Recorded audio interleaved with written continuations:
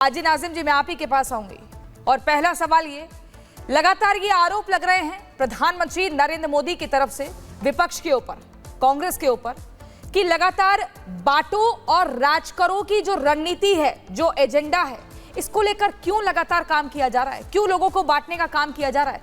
मुद्दों पर बात नहीं हो रही, महिला सुरक्षा पर बात नहीं हो रही, रोजगार पर बात नहीं हो रही, सिर्फ ये बात है जाति जनगणना कराओ, जाति के आधार पर लोगों को बांटो, लोकसभा चुनाव हो या विधानसभा चुनाव।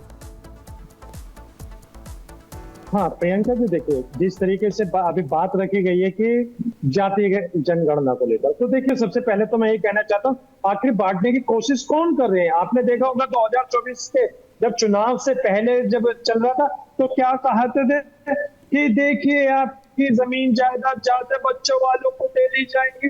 भाई ये बता दीजिए कौन सा बयान था?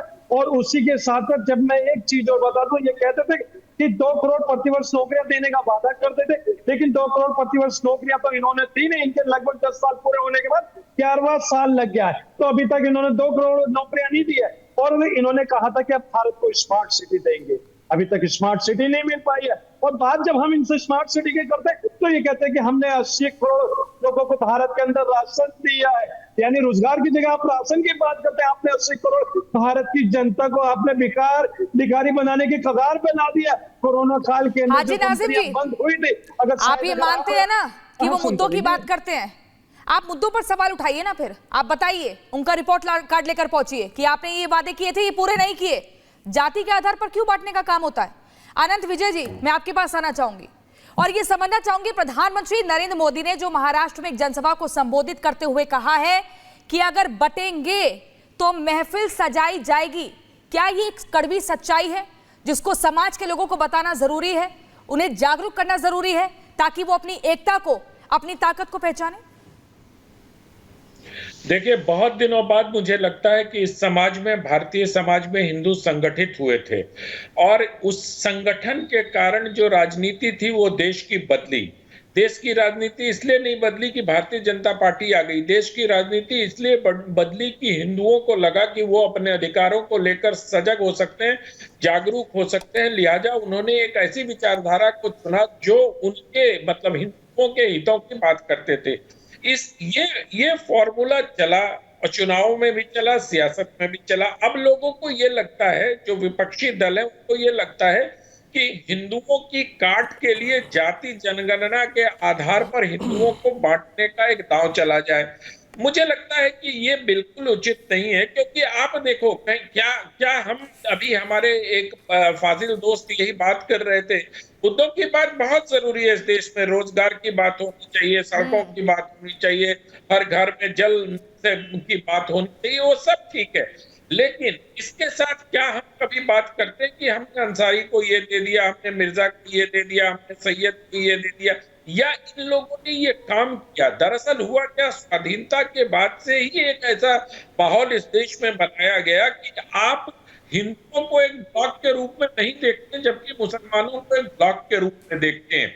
क्या मुसलमानों में जाति की बात होती है? रुक जाइए, जब आप बोल रहे थे तो कृपया अपने संस्कारों का परिचय होने न दें, कृपया अपने संस्कारों का परिचय होने न दें। आप रुके, मैं जब पूरी कर दूं बात। हाजी नाजिम जी, सुनिए मेरी बात ध्यान से। हाजी नाजिम जी, मैं इस डिबेट को ना इस शोर में बटने नहीं दूंगी, तो आप अपनी बारी का इंतजार करिए। आपने बोलिए सब हाँ, मैं सिर्फ इतना कह रहा हूं कि हर जगह बांटने का काम करते हैं आप।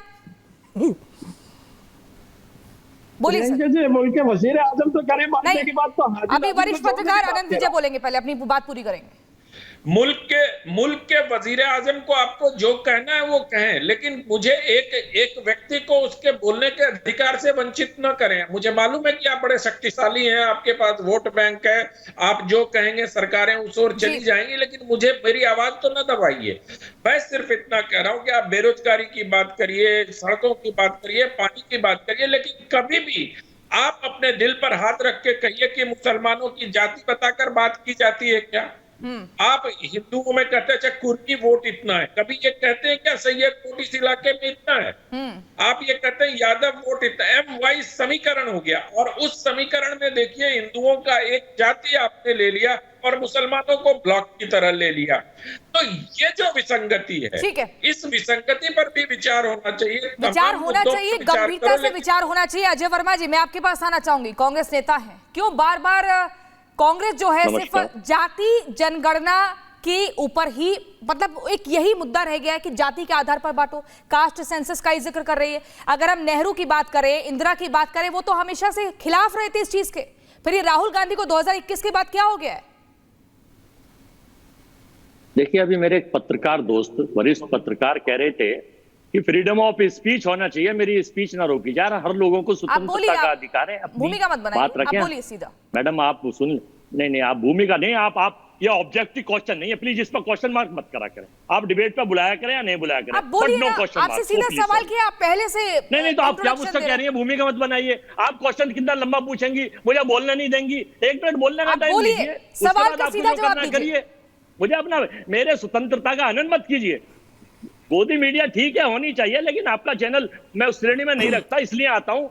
अरे अभी बोलने का मौका दिया, गोदी मीडिया बोल रहे हैं, बोलिए तो भाई अजय जी। अरे भाई आप क्या बोल रहे हो भाई, तुम वहां पेड हो क्या, क्यों बोल रहे हो?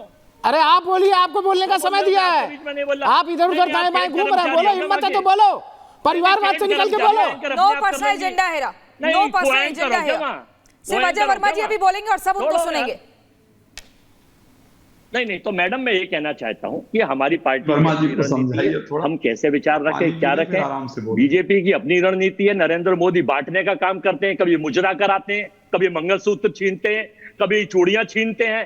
शर्मनाक है देश के प्रधानमंत्री, कभी कहते हैं भारत हताशा निराशा में, कंगना रनौत कहती है कुछ, इनके लोग कुछ कहते हैं, तो ये बड़ा शर्मनाक और निंदनीय है इनकी सरकार है। और ये लोग किस तरह से गंदगी फैला रहे हैं इस देश में। मासूमियत पर हमें बड़ी, अब क्या बोले, हंसी आए या थोड़ी गंभीरता व्यक्त करें। मनमोहन सिंह का भारत का संविधान मनमोहन सिंह ने क्या कहा था?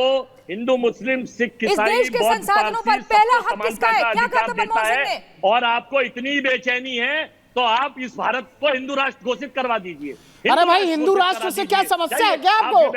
हिंदू राष्ट्र से कोई समस्या है आप बताइए। लगातार आप लोग हिंदुओं से ही आपको ईर्ष्या होती है, सनातन को आप लोग गालियां देते हैं, कमाल करते हैं आप। अजय वर्मा जी यहाँ पर भी है सनातन वाली पार्टी के लोग, ये प्रज्वल रेवन्ना के समर्थन। अजय वर्मा जी, मैं दोबारा से आपको मौका दे रही हूँ, आप मुद्दे पर रहिए, मुद्दे से भटकने का या भटकाने का प्रयास मत करिए, सवाल का जवाब दीजिए। मेरा सवाल ये है, राहुल गांधी ने अभी हाल ही में हिंदुओं का अपमान किया था और कहा था कि मंदिर में, राम मंदिर में नाच गाना हो रहा है, आपको वो याद नहीं आता? आपको मनमोहन सिंह का बयान याद नहीं आता जो कह रहे थे इस देश के संसाधनों पर पहला अधिकार किसका है? कोर्ट ने फटकार लगाई है और बार्क ने कहा है कि चैनल पर नफरती भाषण ना फैलाएं, देश की सरकार नफरत ना फैलाए, सोशल फैब्रिक कायम रखे, सामाजिक समरसता खत्म ना करे। प्रधानमंत्री का कितना निंदनीय बयान है, बटेंगे तो कटेंगे, यही काम कर रहे हैं। और इनका तमाचा हरियाणा में पड़ेगा और जम्मू कश्मीर में पड़ेगा, महाराष्ट्र में पड़ेगा, झारखंड में पड़ेगा, अभी अयोध्या में पड़ा, अभी बद्रीनाथ में पड़ा। इनको सारी जगह भगवान लोकसभा में आपको पड़ा है झन्नाटेदार, 100 के नीचे है, 100 के नीचे रह गए, 99 100 के नीचे रह गए मित्रों। तीसरी बार मित्रों, तीसरी बार भी आप 99 पे ही रह गए। अजय वर्मा जी, मैं आपको अब थोड़ी देर बाद फिर से मौका दूंगी, आप थोड़ा तैयार हो जाइए कि आपने सवाल का ही जवाब देना है। आप बिना बात के पर्सनल हो जाते हैं, सवाल का जवाब नहीं दे रहे हैं, सबको धमकाने लगते हैं यहाँ आकर। सौरभ दुबे जी, मेरा आपसे सवाल है, ये बताइए कौन है ये वो लोग जिनका जिक्र प्रधानमंत्री नरेंद्र मोदी करते हैं एक जनसभा में और कहते हैं कि अगर लोग बटेंगे तो महफिलें सजेंगी? किसकी तरफ इशारा है ये? देखिए, ये इशारा हिंदुस्तान के अंदर ही कुछ राजनीतिक पार्टियां ऐसी हैं जो अपने आप तो हिंदुओं का विरोध करती हैं, सनातन को गालियां देती हैं, साथ ही साथ उनको जो है विदेशी ताकतों जो है उनको भी उनका समर्थन भी प्राप्त है। और एक बड़ा मुस्लिम समाज, मैं खुल के कह रहा हूं, जो मुस्लिम समाज है, आप देखिए इस देश के अंदर भगवान राम को लगातार गालियां दी जा रही है,